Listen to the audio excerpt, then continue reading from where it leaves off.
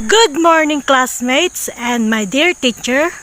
We are here in our small garden and we're here to identify some plant diseases under the 5 phyla. Today, I'm going to discuss about the classification of true fungi. Disclaimer lang po, this is for educational purposes only. So, what is true fungi or kingdom fungi? It has no chlorophyll, form thread-like mycelium. Cell walls contain chitin and glucans. It has a large group of microorganisms like rust, smut, powdery mildews, wood-rotting fungi, and some. But some are beneficials like edible mushrooms, banana, taenga ng daga, and the brewer's yeast and the antibiotic producing penicilla. So, under the objectives, we need to identify the different classification of true fungi. We need to determine the different large group of microorganisms or fungal diseases in the plant. So, these are the materials that we need to.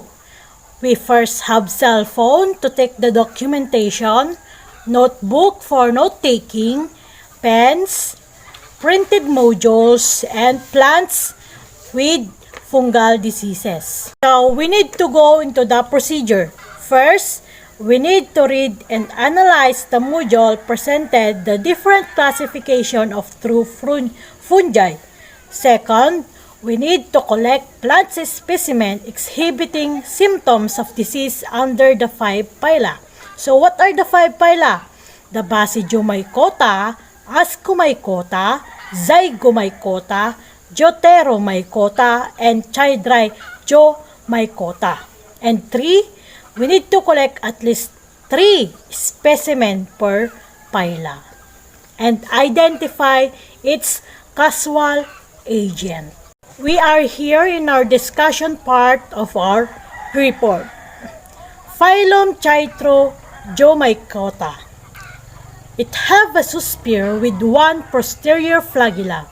Under class Childrymycetes, that the mycelium or thallus has no septa. So, these are the example of plant diseases under the phylum Chytromycota. First one is Physoderma mydes, causes brown spot of corn. This disease is normally an frequent minor disease in corn that we observe. The second one is Syncytrium indobioticum. A fungus causes potato wart diseases. It only cultivated hosts. Third one is Phytophthora infestans. Causes a potato pathogen. Potato late blight most gratefully impacted humanity. We are here at phylum Zygomycota. It has no zoospore, have asexual spores in sporangia, produce zygospore, non-motile sexual resting spore. Under the class Zygomycetes or bread mold, the mycelium is non-septate, parasitic, or saprophytic. The example of this fungus is Rhizopus stolonifer. A bread molds. That mold produces breakdown of chemical that make the food to start root. The next one is mucor. Rooting of fruits during storage that may cause microbial growth. The next one is Choanipora cucurbitarum. A cause soft rot of squash found under wet conditions. Blossom end to the squash is soft, rotted, and covered with fully purplish black fungal growth. Phylum Ascomycota. Ascomycete or sac fungi produce sexual spores called ascospore.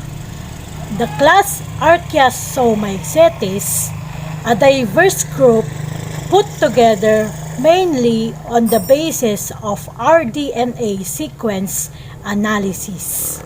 Examples are Leviolola that cause powdery mildew on plant. These diseases usually is most severe late in the season.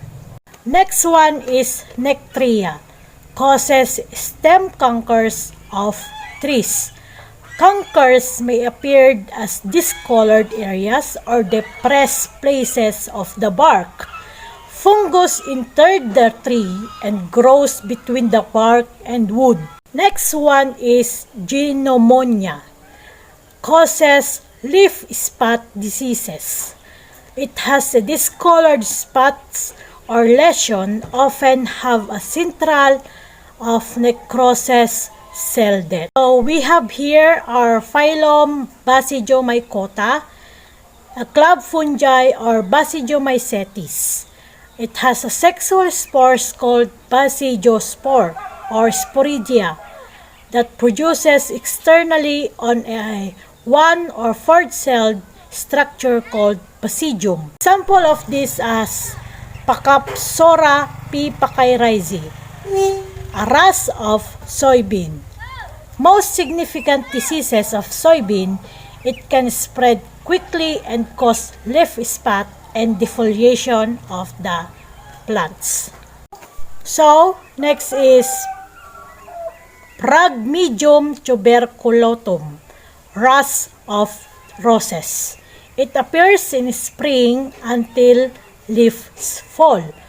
Rose rust is the least serious of the common rose diseases. Next one is Atelia sclerotium that causes southern blight to the plant. It is spread through movement of infested soil and plant debris on infested plant. Air contamination also is one way to spread this disease. We are here now to the last 5 phyla, which is the phylum Deuteromycetes or imperfect fungi. It has a sexual reproduction and sexual structures are lacking or unknown. It has a asexual spore called conidia or formed on conidiospores, which may occur singly or in groups. It produces in asexual fruiting structures such as pycnidia or acervuli. Examples are Alternaria, which causes leaf spot and blights on many crop plants. It has a limited discolored diseases area of the leaf. Next one is Ogium. It causes powdery mildew in many plants, favored by high humidity but not by free water. The last one called Pesta locia causes fruit spot. Spot is definite localized area. Spot frequently enlarge and merge to form a root, a softening discoloration, and often a disintegration of tissue. So, that's all for today, and thank you for your patience, and Merry Christmas, and God bless us all.